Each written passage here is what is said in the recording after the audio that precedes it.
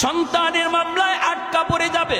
তার নামাজ, তার রোজা, তার হজ, তার জিন্দগির ব্যক্তিগত আমল বড় ভালো ছিল, কিন্তু সন্তানের হক আদায় না করার কারণে বহু বাপ মা আল্লাহর আদালতে কাঠগড়ায় দাঁড়ায় থাকবে, বাঁচবার কোনো পথ থাকবে না। ওই দিন কিন্তু সন্তান বিন্দু পরিমাণ মায়া করবে না। আল্লাহ বলবেন বান্দারে, নামাজ তোমার 1 ওয়াক্ত কাজা হয়েছে, আমি আল্লাহ মাফ করে দিলাম। রোজা তোমার 1 ওয়াক্ত কাজা হয়েছে, যাও, আমি আল্লাহ মাফ করে দিলাম, এটা আমার হক।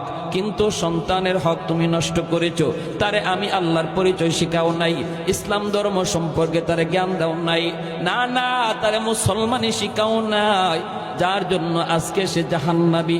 আমার আদালতে তোমার বিরুদ্ধে মামলা দায়ের করেছে। এই মামলার ব্যাপারে আমি আল্লাহ কিছু জানি না। যেভাবে পারো সন্তানের কাছ থেকে মামলা ডিসমিস করো। বাবা সন্তানের কাছে মাপ চায়, মা সন্তানের কাছে মাপ চায়, কিন্তু সন্তান ওই দিন মাপ দিবে না।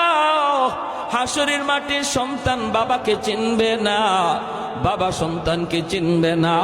যেই সন্তানের জন্য শরীরে রক্ত পানি করলাম, যেই সন্তানের জন্য রাতকে দিন বানাইলাম, এই সন্তান হাসরের মাঠে বাবার পরিচয় দিবে না, মার পরিচয় দেবে না।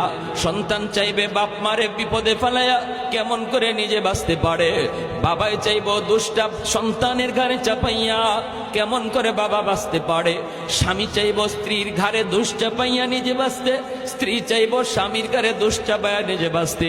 এইভাবে হাসরের ময়দানে সবাই শুধু ইয়া নফসি করবে, কেউ কারো দিকে কোনো খেয়াল রাখবে না।